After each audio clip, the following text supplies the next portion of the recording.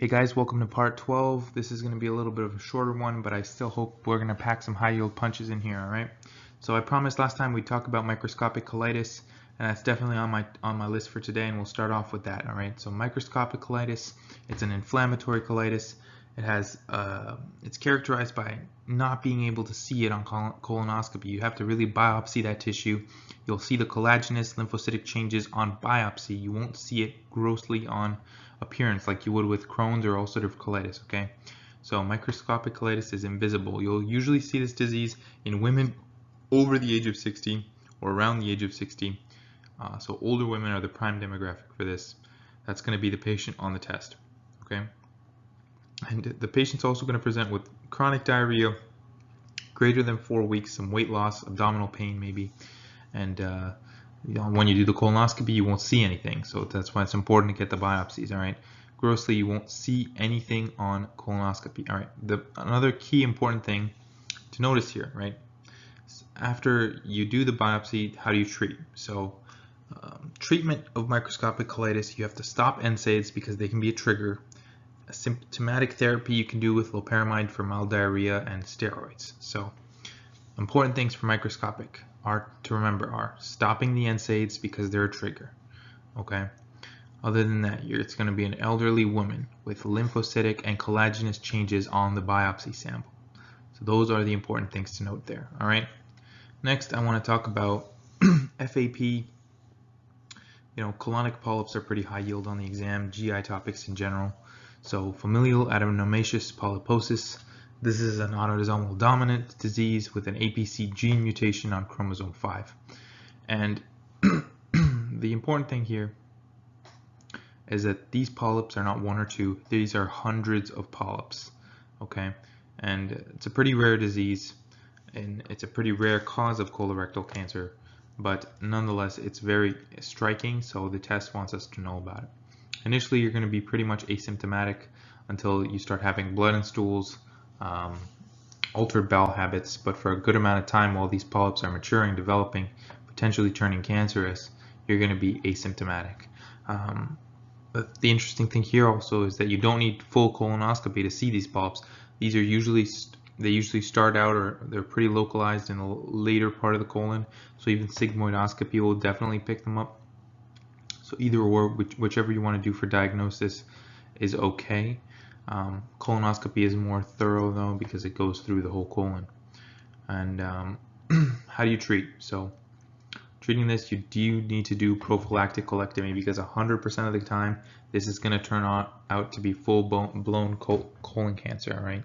So full-blown colon cancer if you don't treat with prophylactic colectomy and ilioanal anastomosis. So you're going to remove the rectum, you're going to remove the colon, you're going to do ilioanal anastomosis after that.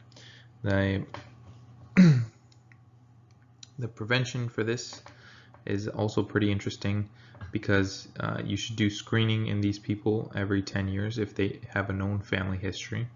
And you can also give them celecoxib and aspirin, which are COX inhibitors that will help reduce the transformation of these polyps into cancerous polyps. Okay, so celecoxib and aspirin are useful in these syndromes. Another thing here is the variants of FAP that are important to also take note of, namely Gardner syndrome and Turcotte's. So let's go through them each really quickly. Okay, Gardner syndrome is associated with soft tissue or bony tumors. Now they know that the Gardner syndrome has bony tumors, so they'll throw a soft tissue one your way. They'll throw you a subcutaneous cyst, a desmoid tumor. They'll throw you lipomas, fibromas, right? So watch out.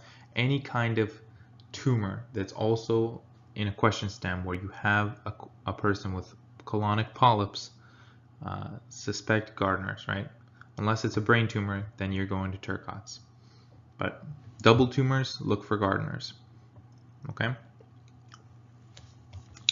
Dental abnormalities are also important for Gardner's, right? You have supernumerary teeth, impacted teeth, very common. 30% of cases also have dental abnormalities in Gardner syndrome. And eye problems are also seen.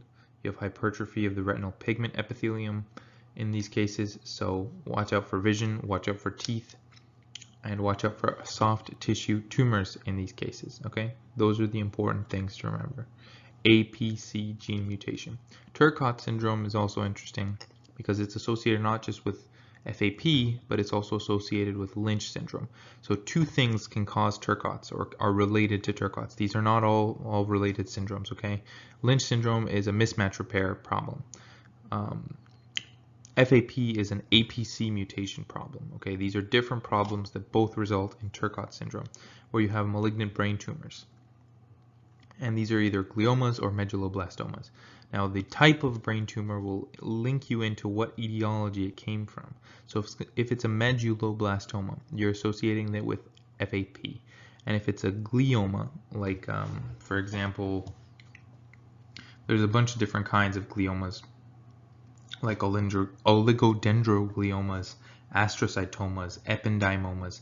Those are all gliomas, and they're all associated with Lynch syndrome. So medulloblastoma, FAP, gliomas, Lynch syndrome. Just remember MF, mother effer, because medulloblastomas are FAP associated, and this is going to be in a medulloblastoma, usually in a teen or an adult. I know medullo is a child brain tumor, right? So this will be in a little bit of an older patient, potentially. Younger children can also present with FAP, so just watch out for this. Watch out for this brain tumor in these cases, okay? That is Turcotte syndrome. Now, we mentioned Lynch syndrome just very quickly. I think we can dive into it a little bit more. So this is a mismatch repair mutation. It's autosomal dominant. So those are the genes MLH1, MSH2 that they teach us in first years of medical school. Usually these patients are also, asymptomatic. So until the cancer starts really developing and getting aggressive, and that's why it's so dangerous. And it's also one of these things where you have multiple people in the family that are associated, have associated tumors. Lynch syndrome is a multi-tumor disease. You have cervical cancer, vaginal cancer, breast cancer. Of course, GI cancer is one of the main culprits in Lynch, right? And there's something called the 3-2-1 rule. You have to have 3 affected family members within 2 generations and 1 relative under the age of 50 to really strongly suspect Lynch. Okay, that's 3-2-1. 3 family members, 2 generations, 1 under 50. Okay. The important thing they also like to test for Lynch, really important, is microsatellite instability. They throw this almost on everything, and you can also do immunohistochemical staining. So look for those things as key markers. Okay. Next, I want to talk about hepatitis C, since we're doing a little bit of a GI review today. So hepatitis C, in most patients, it has an acute and a chronic phase. And in the acute phase, you might get some nonspecific symptoms. And in 80% of cases, actually, the acute phase is asymptomatic. And in the chronic phase, you have those very key symptoms that are associated with Hep C that they love to test. Okay, so liver cirrhosis, everyone knows hepatitis is obviously going to affect the liver. But other things that are extrahepatic, like mixed cryoglobulinemia, lymphomas, right? Especially B-cell non-Hodgkin's, that's a Hep C associated disease. ITP, autoimmune hemolytic anemia. Those are key to remember, right?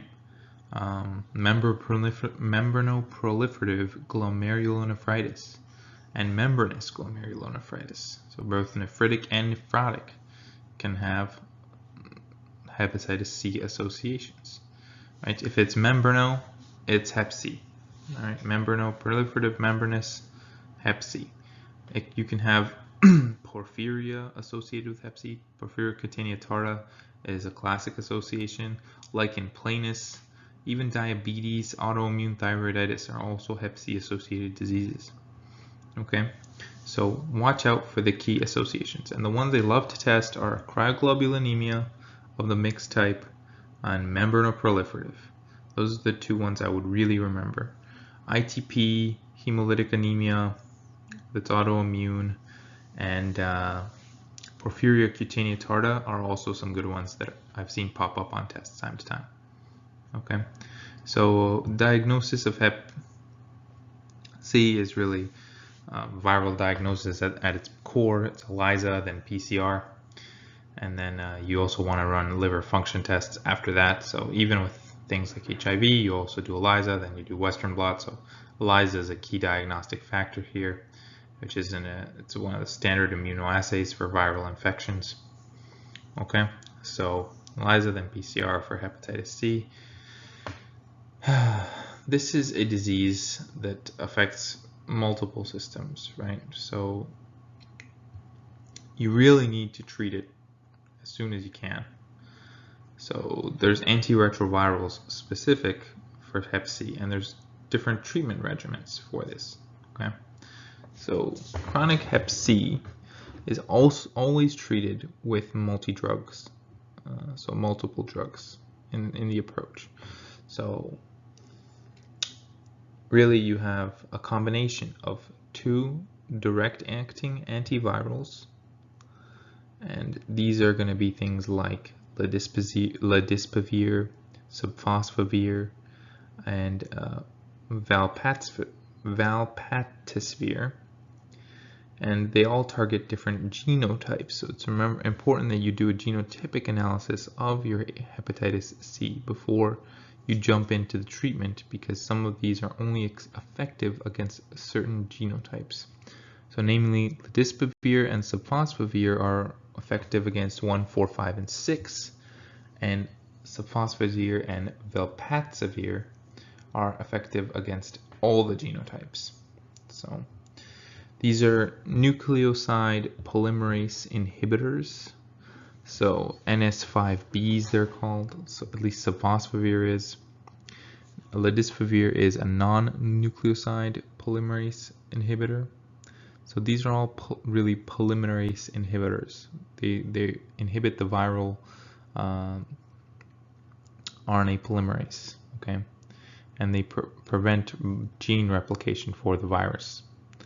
So ladisipavir, subfosfavir, they all mess with the inhibitor, and whether they're nucleoside or non-nucleoside, is the main difference.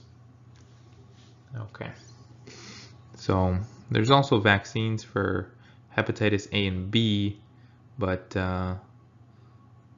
that should be given if you have diagnosis of Hep C, because they commonly run in packs.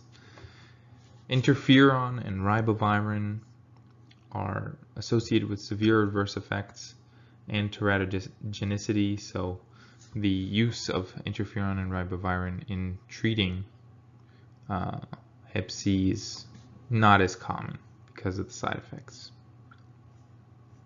Alright, so I think we've done a fairly decent quick dive into some GI topics. Hopefully this has been useful for you, and I'll see you guys in the next one.